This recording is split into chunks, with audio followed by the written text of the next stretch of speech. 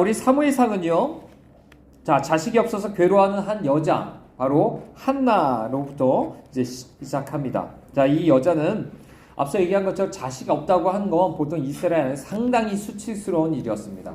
그것 때문에 이제 그곳에서 하나님의 집에서 정말 간절한 마음으로 기도하는 모습들을 우리가 보게 되죠. 우리 안에 정말 그런 간절한 마음이 있으셔야 됩니다. 여기서 얘기하는 단순히 애가 없다고 하는 문제는 말 그대로 불임이라든지 이런 문제 이상으로 정말 우리 집안에 쉽게 말하면 집안의 후손이 끊어지는 거예요. 대가 끊어지는 것이고 더 이상 어떻게 보면 유업을 이어받을 사람이 없는 것이고 더 생각해보면 이것이 정말 여자의 후손이 나오는 것에 있어서 그것을 이어갈 수 없고 거기에 참여할 수 없다는 뜻이기도 한 거예요. 그렇기 때문에 영적으로도 우리는 생각을 해봐야 됩니다. 내가 정말로 우리 앞에 이런 어떤 마음들이 있는가? 영적으로 바로 이런 문제들이 있잖아요. 정말 예수 그리스도 안에 내가 정말 그 후손으로 내가 나타나는가? 그렇죠? 그 안에서 내가 주님 앞에서 주님을 내가 맞이한 사람으로 나타나고 그 유업을 받을 사람으로 내가 나타나는가? 이런 것들 안에서 정말 내가 간절한 마음으로 정말 기도할 수 있는 마음들, 이게 진짜 우리 영혼이 살아있는 것이다 라고 우리가 말할 수 있을 것입니다. 자, 이렇게 막 기도하는데요, 참 여기서 이제 엘리 제사장이라는 사람이 오히려 술 취한 사람으로 오해하죠. 어떻게 보면 엘리 제사장의 영적인 분별력이 참 없는 모습과 같은 모습을 보여주죠. 기도하고 있는 것임에도 불구하고 오히려 그것에 대해서 제대로 분별하지 못하고 오히려 오해하고 그렇게 멀리하는 것 같은 모습도 보여줍니다. 하지만 한나는 계속 여호와 앞에 자기의 슬픔 심정 그대로 막 쏟아내죠. 자기의 수치스러운 마음들, 부끄러운 마음들 쏟아내면서 하나님 앞에 기도를 합니다. 자, 그래서 엘리가 평안히 가라고 하는 그 말을 따라서 그냥 갑니다. 근데 이 한나는요, 사실 하나님의 분명한 약속을 받은 게 아니에요. 네가 아들 낳을 거다 이런 얘기 하지 않았어요.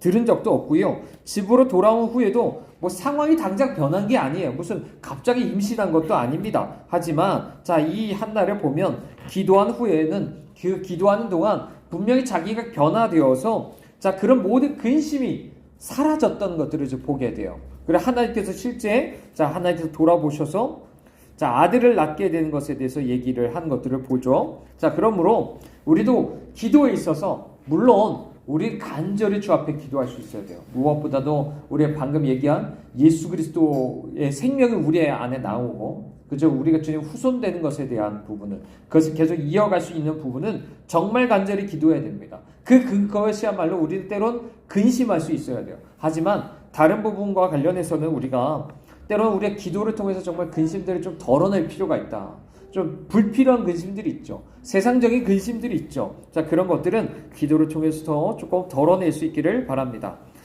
자, 그렇게 하고 나서 아들을 낳으면 나시린으로서 하나님 앞에 드리겠다라고 이야기를 하죠. 그래서 여호와를 위한 아들이 되겠다고 이제 되게 하겠다고 서원을 하는 모습들을 우리가 보여줍니다.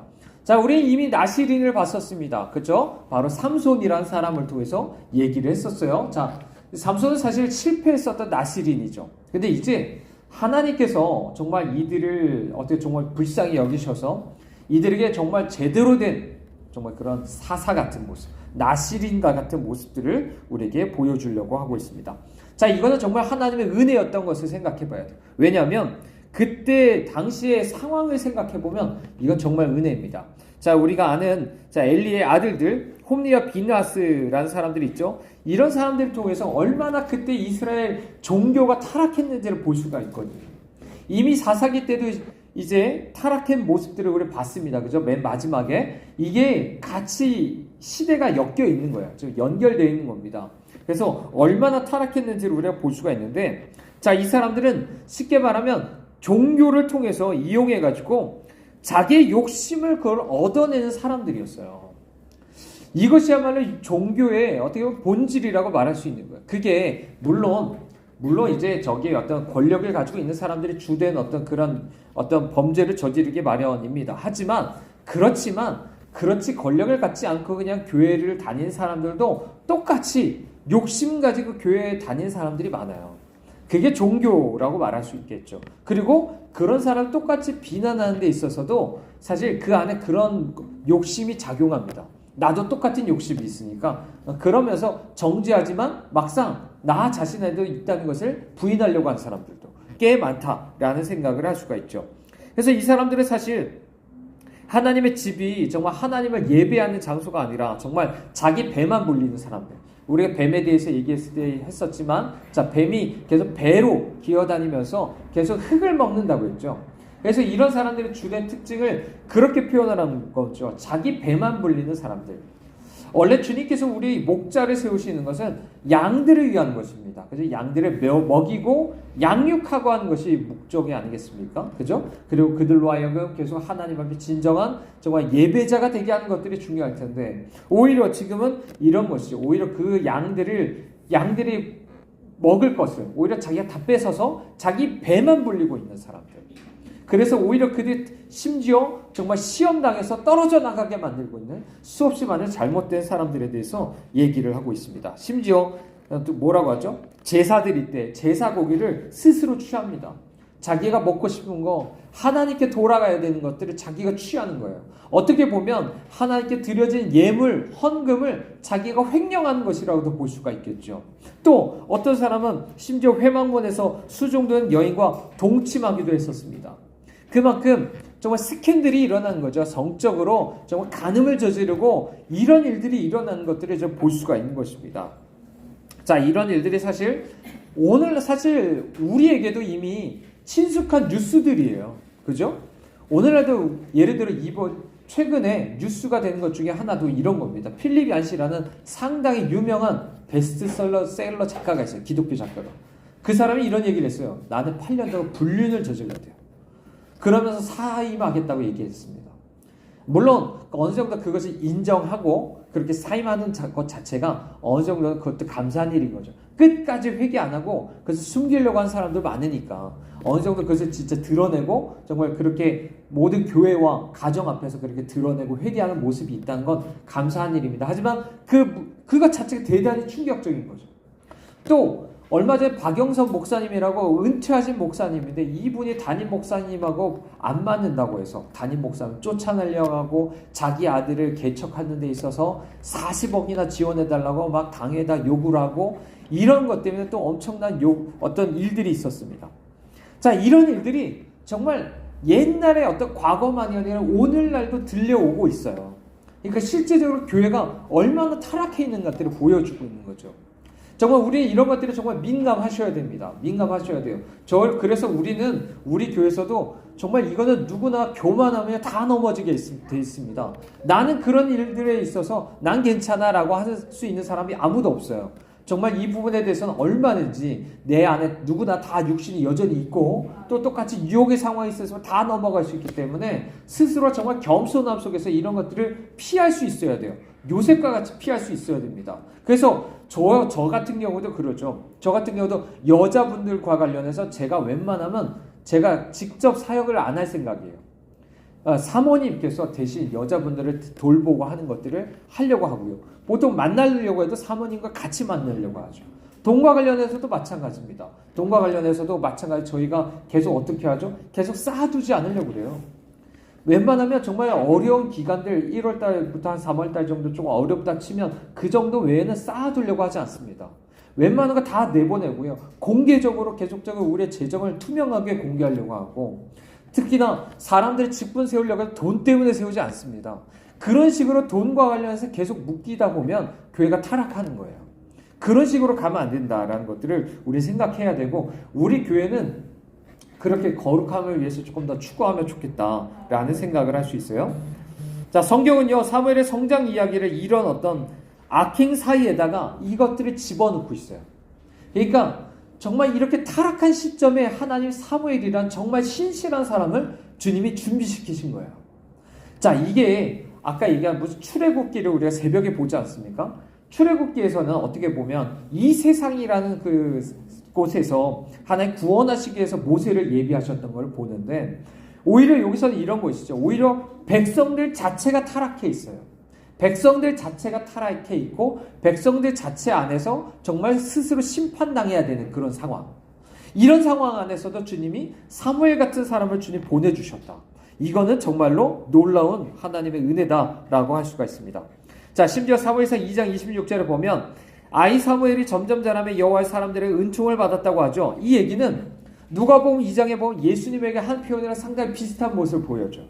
정말 어려서부터 하나님과 사람에게 사랑스러운 사람, 정말 주님 앞에서 그렇게 준비된 사람이었다는 것을 우리가 보게 됩니다. 그만큼 지금 전혀 다른 사람, 정말 구별된 사람이 보여지는 거죠. 이 세상이 정말 너무 어두워지는데 그 가운데 저 빛 한 줄기와 같은 한 사람, 정말 구별된 한 사람, 그 사람을 주님께서 예비하여 주신 것을 보게 되는 거죠. 게다가 사무엘이 이렇게 하나님 앞에 자랐다는 건요, 하나님의 말씀을 듣는 장면에서 더욱더 우리가 명확해집니다. 우리가 잘 아는 말씀이죠. 당시에는 우리가 계속 성경에서 나오는 것처럼 종교적으로 타락하기 때문에 하나님의 말씀이 시기했어요. 무슨 뜻이냐면 이런 거예요. 하나님의 앞에서 내가 순종을 안 하잖아요. 안 하면 안 할수록 하나님 더 이상 말씀 안 하세요. 완악한 사람한테 더 이상 말을 안 한다고요. 그 사람한테 점점 더 희미해져요. 자, 그런데 하나님께서 마치 정말 400년의 침묵기를 깨고 나서 세례 요한을 통해서 주님 말씀하셨던 것처럼 다시 한번 주님께서 사무엘이라는 사람을 주님 보내주셔서 그 사람이 아무리 아이라 할지라도 하나님 그 사람을 들어쓰셔서 우리에게 다시 한번 말씀하기 시작하셨다는 것, 이거는 주님이 정말 주권적으로 이 역사를 주관하시면서 끌어가시면서 주님이 예비하여 주신 것이나 마찬가지다 라고 말할 수가 있습니다. 하나님이 일하신 방식에 대해서도요, 우리는 사실 우리가 생각해보면 엘리가 더 잘 알아야 되는 거 아닙니까? 그죠? 아까 한나에 대해서도 그 술 취했다고 잘못 판단한 것도 문제였죠. 이번에도 마찬가지인 거예요. 지금 사무엘이 하나님께서 말씀하실 때, 사무엘이 불러주실 때 그것에 대해서 엘리는 알았어야 되는 거죠. 근데 첫 번째, 두 번째에 그걸 분별을 못해요. 분별을 못합니다. 그만큼 물론 직분은 제사장인데 그것에 대한 아무런 영적인 어떤 감각이나 그에 따른 분별이 없는 거예요. 기도하는 것이든 하나님의 말씀에 대한 것이든 쉽게 말하면 영적으로 죽어 있으니까, 제사장도 죽어 있으니까 그런 어떤 상태였다라는 것들을 우리에게 말씀해 주고 있는 것입니다. 얼마나 심각한 겁니까? 가장 거룩하다고 가장 하나님을 가까이 해야 되는 제사장이 그 정도 수준이니까 다른 백성들은 오죽하겠습니까? 이런 것들을 우리에게 말해 주고 있는 것이죠. 자, 이런 상황 안에서 오히려 하나님께서 실제 말씀하신 게 누구죠? 사무엘이었어요. 직분과 관련이 없이 제사장이 아니라 이 어린 사무엘이었다라고 말할 수 있습니다. 사실은 아까 얘기한 것처럼 사무엘은요, 사실상 어떤 지식적인 게 부족합니다. 어린아이여서 이게 정말 주님 말씀하신 건지 이런 거 정말 몰라요. 정말 이 사람은 여러 가지 신학적인 것도 모를 수도 있고요. 그럴 수도 있습니다. 하지만 그 안에 분명한 하나님에 대한 마음이 있는 사람인 거예요. 믿음, 사랑 이런 것들을 발견할 수 있는 사람이었던 것이고, 그렇기 때문에 하나님이 말씀하는 거예요. 사무엘이 그렇게 말씀할 수 있었다라고 볼 수가 있는 거죠. 그렇기 때문에 하나님께서는 이 사무엘에게 또한 마지막 사사이면서도 동시에 선지자로 불러주셔서 하나님 당시의 말씀을 들려주시고 그것을 전하게 하시는 것들을 우리가 보게 되는 것입니다. 그래서 그 이후로 하나님은 여러 차례 실로에 나타나셔서 사무엘에게 말씀을 전하시고요, 그분을 통해서 하나님의 말씀을 온 이스라엘 백성이 듣게 하시는 것들을 우리가 보게 되는 것이죠. 그러므로 우리가 다시 한번 우리 자신을 돌아보십시다. 나는 얼마나 하나님 말씀에 순종하는가? 내가 순종할 때 하나님 그 안에서 말씀하시는 거예요. 이해되세요? 그러니까 예를 들어 우리가 이미 출애굽기에서도 말씀드렸지만 하나 수차례 얘기하게 합니다. 바로한테도 최소한 10번 이상 주님 말씀하시잖아요. 근데 10번 말해도 완악하면요, 그게 끝이에요. 어느 순간 끝입니다. 마찬가지로 하나님께서 우리에게 설교나 이런 것들을 통해서 얼마나 주님 말씀을 많이 들려주세요. 근데 내가 그 말씀에 대해서 더 이상 순종을 안 해요. 그러면 설교가 계속 귀로만 흘러 들어가지 아무것도 내게 감동이 없다고요. 아무런 성령이 내 안에 깨닫게 하시는 게 없어진다고요. 정말 심각한 거죠. 자, 그렇게 되다 보면 어느 순간 하나님 더 이상 말씀 안 하시고 내가 정말 이런 엘리같이 그런 어떤 상황에 처할 수도 있다는 것들을 기억을 해야 됩니다. 자, 사무엘 4장에 이르면요, 이스라엘 사회의 뿌리 깊음 이제 문제가 또 한번 드러나게 됩니다. 블레셋 타고 전쟁을 치르게 되는데 이때 4,000명이나 죽게 돼요. 자, 계속적으로 우리는 이런 것들을 계속 반복해서 봤습니다. 그죠? 이미 사사기에서 계속 하나님을 섬기지 않기 때문에 약해서 끊임없이 사람들이 고통당하는 걸 보게 됐는데, 자, 장로들은요, 이 앞에서 스스로 자기가 어떤 원인을 찾습니다. 그리고 해결책을 찾으려고 하는데, 왜 이런 우리가 맨날 패배할까? 이상하게 판단을 합니다. 하나님이 바라보는 관점이 아니라 자기네 관점으로 판단을 하고 이상한 해결책을 가져와요. 자, 보십시오. 종종 그렇듯이 이 사람들은요, 문제에 가장 가까이 있는 사람들이 실제로 뭔 일인지 잘 몰라요. 그래서 그들이 찾은 해결책은 뭐냐면 오히려 외부 요소를 더 강화하는 것이었습니다. 그래서 어떻게 하냐면 언약궤를 가져옵니다. 언약궤를 가져오면 그 안에 마술적인 힘이 있어서, 야, 내가 이걸 가지고 가기만 하면 우리가 다 이길 거야 라고 생각하는 거야. 이해되세요? 그러니까 자, 언약궤라는 것 자체가 마술적인, 지금 이 사람이 지난번에 사사기에서도 얘기해 준 거죠. 이 사람들 오직 그것만 생각하는 거야. 우리가 이기는 거. 어떻게 이길까? 왜 내가 맨날 패배하지? 근데 저 언약궤라는 것이 미신적으로 내가 저거의 힘을 빌리면 내가 이길 수 있을 거라고 생각하는 거예요. 근데 중요한 게 뭐죠? 언약궤가 있고 없고가 중요한 게 아니에요. 더 중요한 건 뭐냐면 내가 그만큼 하나님 앞에 내 마음이 돌이켜서 오직 하나님만 섬기는 게 중요한 거죠. 그러면 하나님과 함께해서 이기게 하는 건데, 그건 안 하면서 외적으로 언약궤만 딱 가지고 가면 이길 거라고 생각하는 거예요. 그게 미신적인 거라고요. 대부분 많은 사람들이 그런 식으로 생각을 하는 거예요. 그러니까 그런 식으로 많은 사람들이 잘못된 신앙생활을 하는 겁니다. 진짜 하나님 원하시는 게 뭔데? 그건 정말 우리 마음에 돌이켜는 겁니다. 근데 계속 외적인 걸 더해가는 거예요. 종교적인 뭔가를 하려고 하는 거예요. 내가 이거 하면 그래도 뭔가 되겠지. 내가 종교적으로 이런 걸 하면 그래도 내가 고난에서 우리가 좀 벗어나겠지. 이런 생각만 하는 거예요. 하나님은 그런 분 아니에요. 내가 뭔가 하면 주님이 그제서야 그것을 오냐 그대가 그 정도만 됐으면 내가 만족한다 하고서 물려주고, 이런 게 아니에요. 정말 하나님 우리 누구보다 우리를 잘하시고 기만당하지 않으시는 분이잖아요. 우리 이미 출애굽에서 봤잖아요. 얼마나 바로가 그렇게 거짓말합니까? 그죠? 그런 것처럼 거짓말하면서 그렇게 하나님 앞에 나가는 거 하나님 다 아세요. 그렇기 때문에 우리는 정직하게 차라리 우리 정말 마음 깊숙한 곳에서 주님께 나아가는 것이 중요하다라고 볼 수가 있어요. 그러다 보니까 어떻게 되죠? 결국에 전쟁에서 또 패합니다. 언약궤까지 빼앗겼어요. 엘리야 비느하스도 똑같이 심판당해서 죽임당합니다. 그죠? 자, 이 얘기를 그런 의미인 거야. 언약궤 자체가 그러면 힘이 없다는 걸 말해주는 거예요. 하나님이 정말로 임재하신다는 어떤 표징이긴 하지만 그것 자체가 무슨 마술적인 힘이 있는 게 아니라고요. 정말 중요한 건 내가 주님께 돌이켜서 내가 주님과 함께하는 것이다. 이게 더 중요하다는 걸 다시 한번 얘기를 하고 오는 거죠. 자, 이 소식은 엘리에게 바로 전해지고 있는 것들을 보게 되죠. 근데 자, 평상시 엘리가 어땠냐면 항상 앉아 있거나 누워 있었어요. 제사장은 어떤 자세여야 될까요? 성막에서 일을 할 때 서서 있어야 돼요. 그러면 어떤 의미냐면 서 있지 않다는 건 일을 안 한다는 거예요. 제사장으로. 제사장직을 감당하지 않는다는 거예요. 자기 직무에 그렇게 소홀하다는 거예요. 게으르다는 거예요. 여러분도 다 바로 하나님 앞에 제사장 같은 사람입니다. 여러분 그 제사장으로서 정말 주님 앞에 가까이 나가서 섬기는 일에 있어서 정말 게으르지 않습니까? 부지런하게 그 일들을 하고 계세요? 안 그러면 엘리랑 똑같은 거예요. 자, 그런 모습이 있었죠. 자, 그러다가 자, 모든 일에 정말 이 사람은 그렇게 수동적이고 인생이 흘러가는 대로 이게 바라만 보던 사람인데, 그러니까 이 사람이 아들들이 잘못할 때도 어떻게 했죠? 고치기 위해서 무슨 행동을 안 합니다. 내버려둬요. 그러다가 결국에 그 아들들이 죽고 그 가문도 결국에 제사장 집안에서 끝나게 되는 걸 보게 되는 거죠.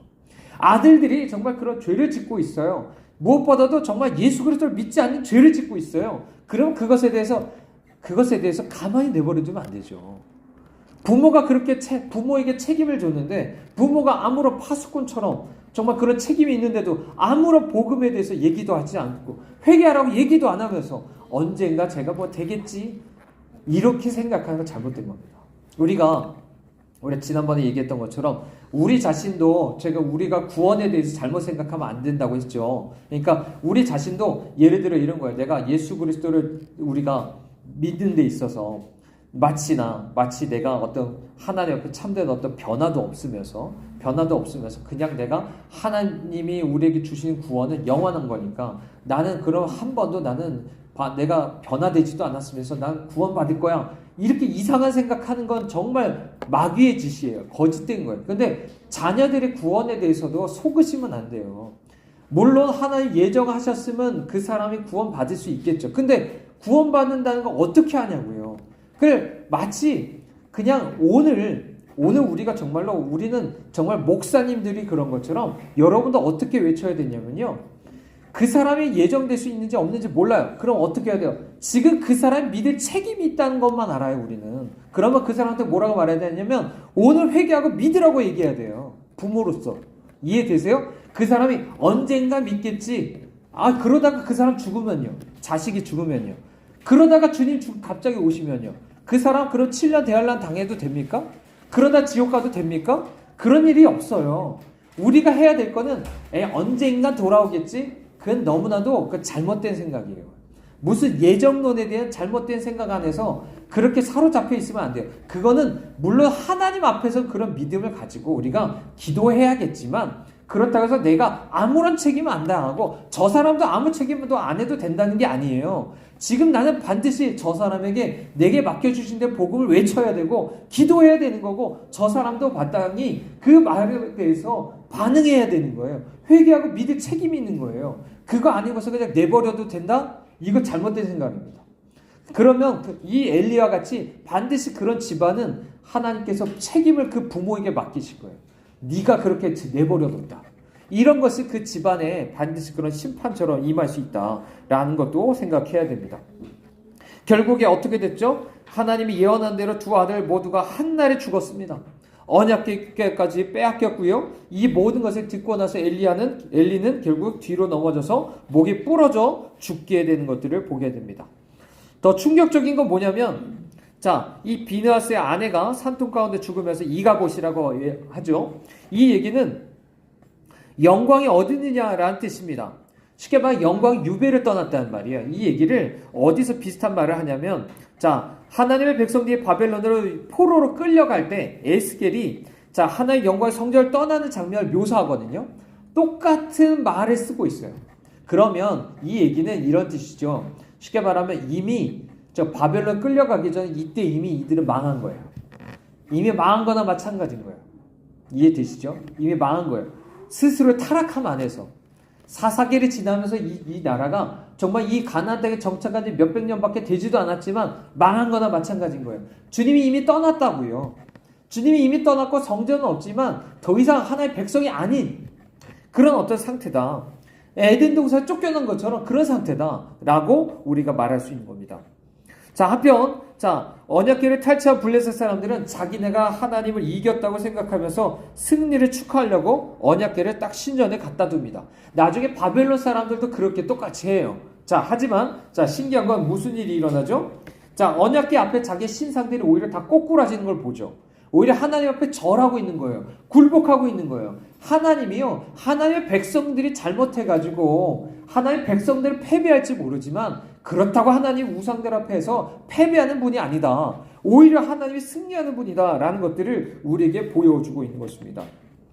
그리고 나서 얼마 후에 아스돗 사람들에게 독한 종기가 일어나죠. 그죠? 이게 출애굽에 있었던 재앙과 같이 그런 종기가 일어나는 거예요. 그런 일들을 보니까 사람들이 그 앞에서 정말 하나님이 여호와만이 하나님이라는 것들에 대한 어느 정도의 인식과 두려움 안에서 사람들이 이 언약궤를 돌려보내려고 하고 있습니다.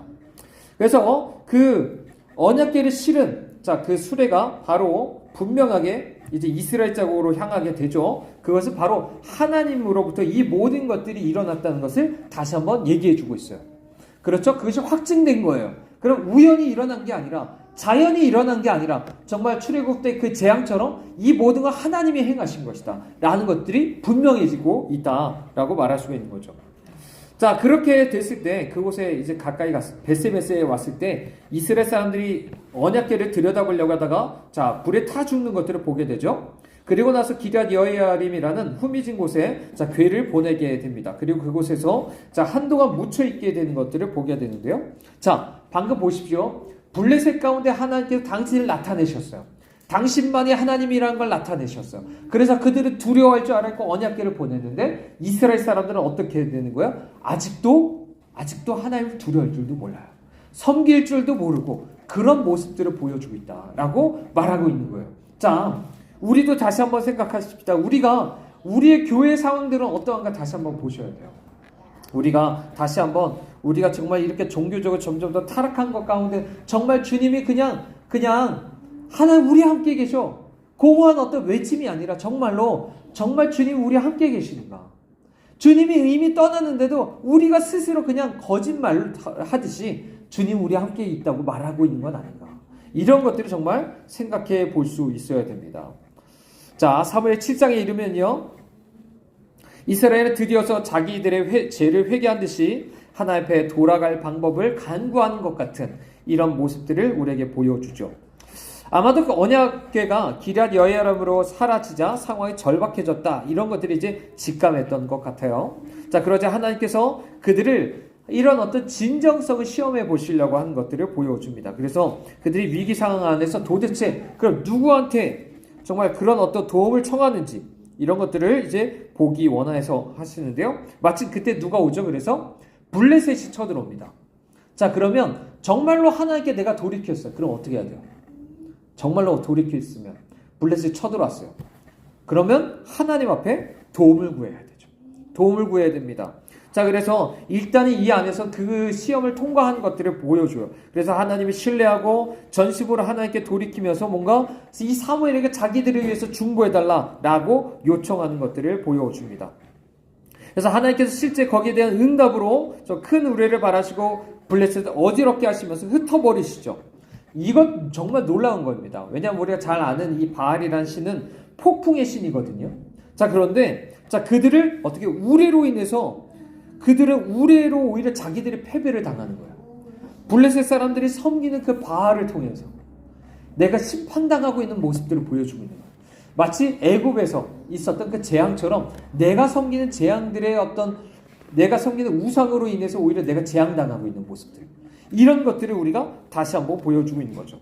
그래서 결국 블레셋은 대패하게 되고요. 이스라엘은 마무리 작업을 해서 소탕 작업을 하게 되는 것들을 보게 됩니다.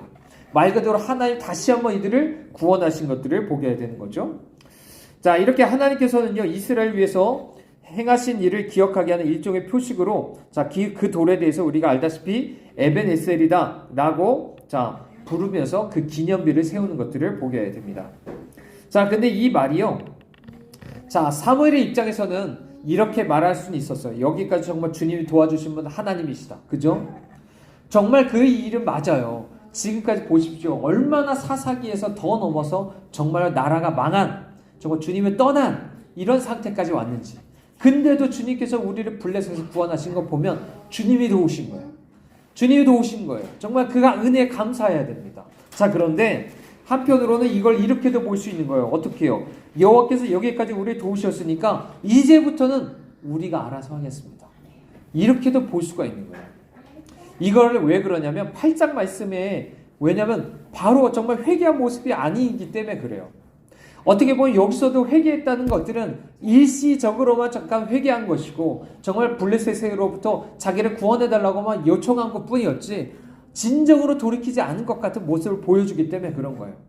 그래서 사무엘의 입장에서 정말 하나님 앞에 감사한 마음이 없겠지 몰라도 백성들 입장에서는 그러지 않았을 수도 있겠다라는 것들을 우리에게 보여주고 있는 거죠. 그래서 이런 얘기하는 거, 우리가 지금까지 산 것처럼 앞으로도 똑같습니다. 나는 하나님 감사하긴 하지만 앞으로도 나도 똑같이 내 마음대로 살겠습니다.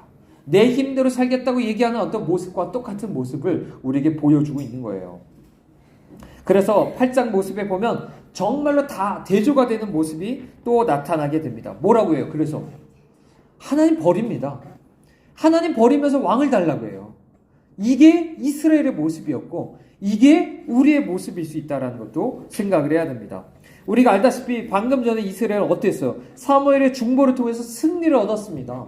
구원을 받았어요. 사무엘은 지금까지 어땠어요? 하나님 보내주신 사람으로 정말 신실하게 무슨 횡령을 했습니까? 성적인 스캔들이 있었습니까? 그러니까 아무것도 없이 정말 신실하게 선지자, 제사장, 사사의 역할을 잘 행했어요.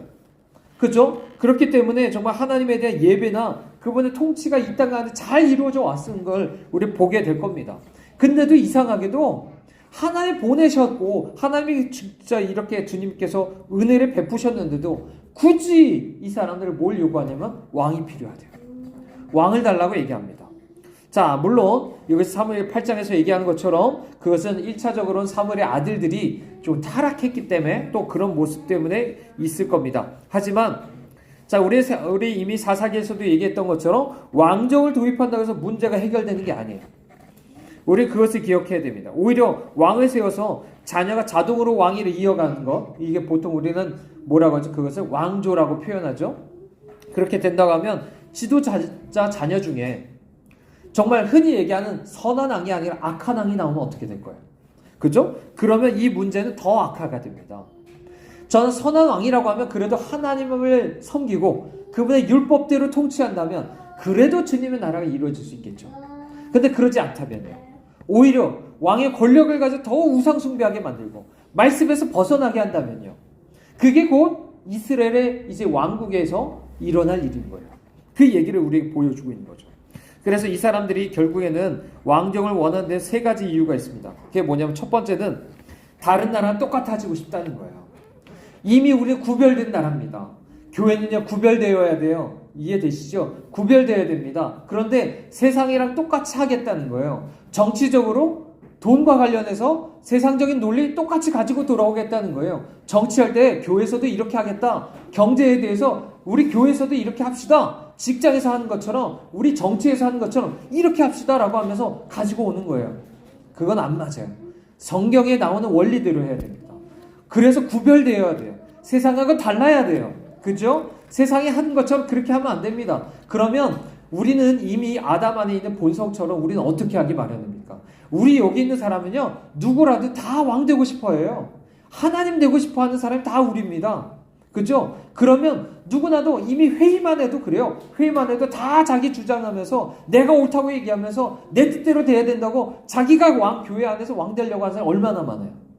이런 사람들 얼마나 많아요. 근데 정말 이 교회 안에서 그런 식으로 왕이 된다고 생각해 보십시오. 예수님도 그러잖아요. 너희는 달라야 된다. 이방인들과 같이 군림하려고 하면 안 된다 라고 했잖아요. 섬기려고 해야 된다고 했잖아요. 하나님과 사람들 앞에서 정말 종과 같이 돼야 된다는 걸 얼마나 많이 말해하세요. 근데 이런 얘기를 하는 거죠. 싫어요. 우린 그래도 세상과 같아지고 싶습니다 라고 말하는 게 첫 번째 원인인 거예요. 두 번째는 뭐죠? 왕이 나라를 이끌어 주기를 원하는 건데 그들에게 이미 하나의 율법이 있고요. 또 시기마다 하나님께서 보내주신 주님의 사람들이 있었어요. 그죠? 자, 그러면 평상시에 주의 말씀대로 내가 충실하게 배워요. 제사장들한테 내가 날 말씀을 배워요. 그래 말씀대로 내가 살면 돼요.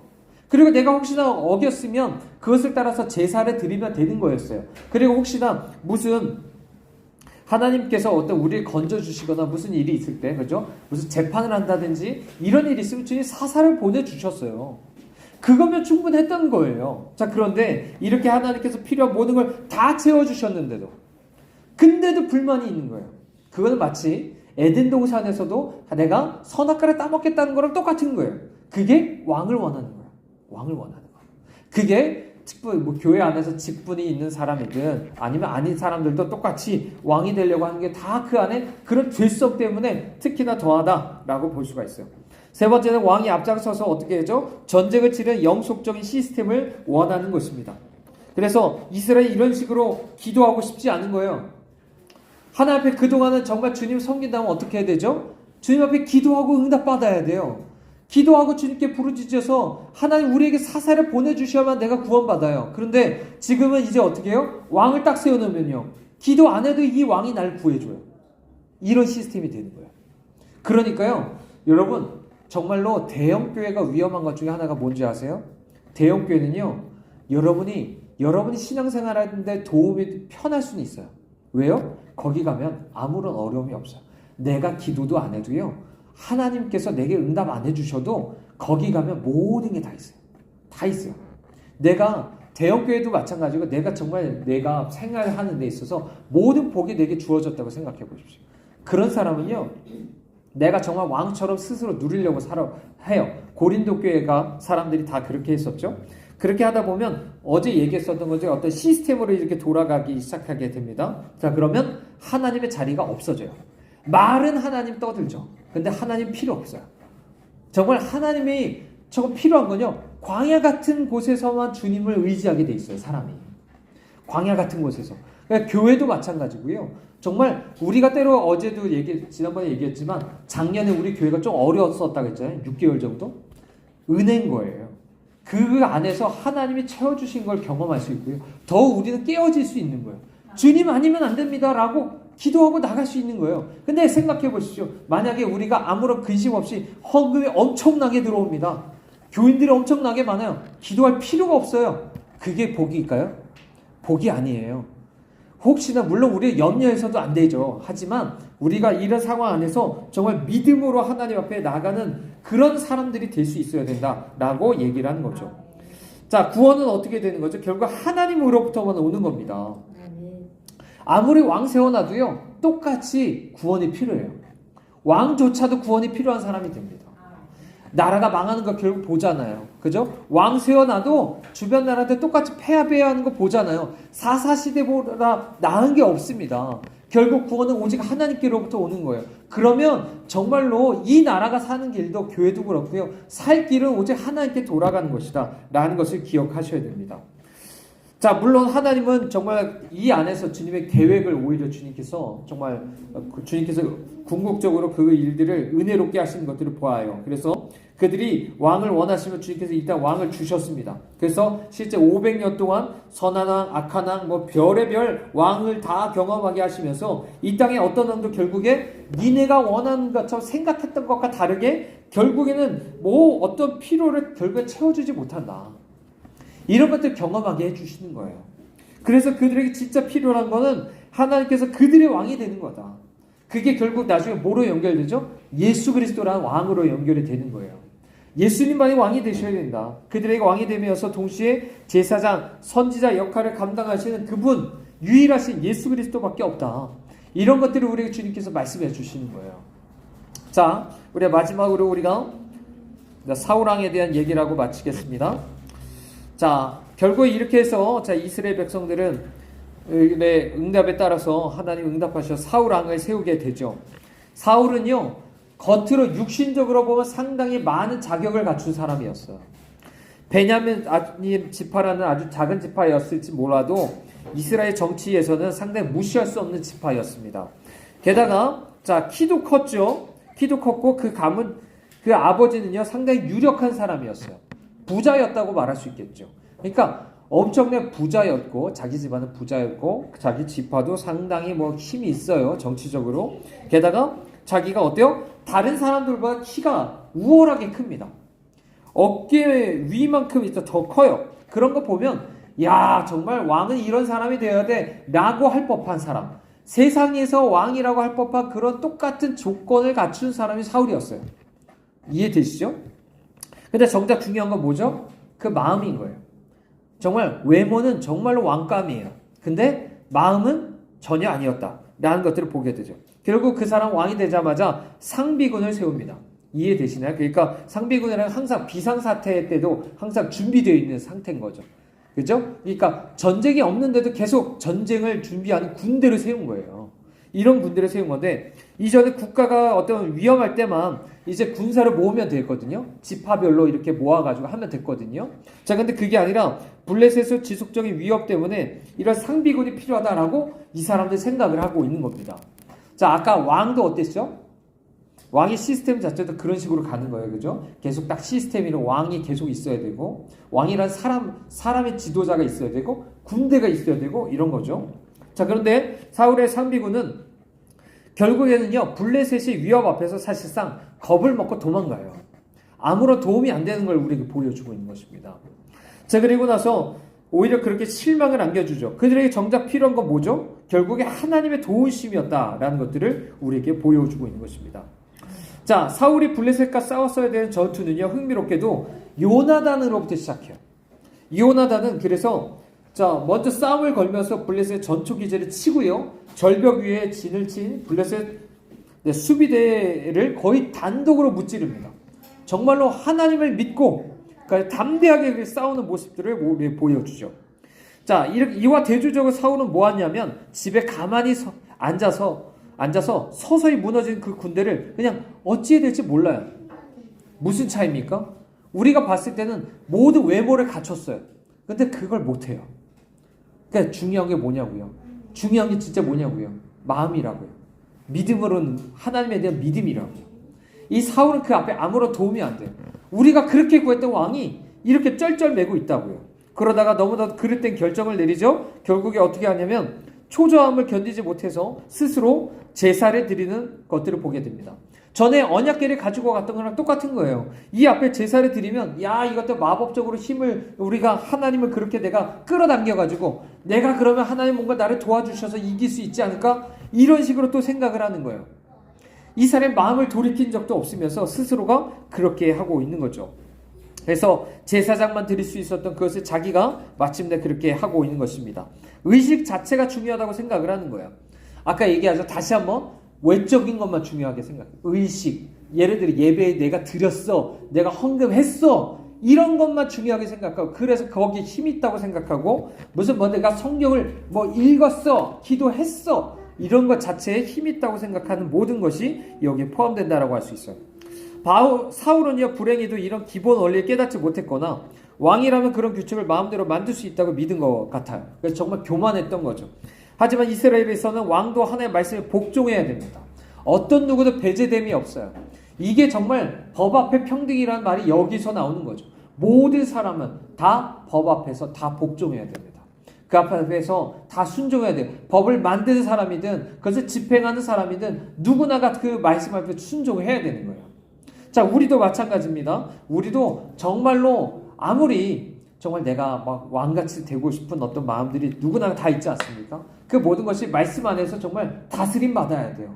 다스림 받아야 됩니다. 그런 사람들이 돼야 된다. 자, 이렇게 해서 명목상으로 계속 왕이었지만요. 하나님께서 보실 때는 어떻죠? 더 이상 왕이 아닙니다. 그래서 여호와께서 그의 마음에 맞는 사람을 찾아서 그를 왕을 세우실 것에 대해서 주님이 말씀하시는 것들을 우리가 보게 되는 거죠. 자, 말씀을 맺겠습니다. 자, 사무엘서서는 절망이 피어난 어떤 소망 같은 사무엘의 이야기를 우리에게 보여줍니다.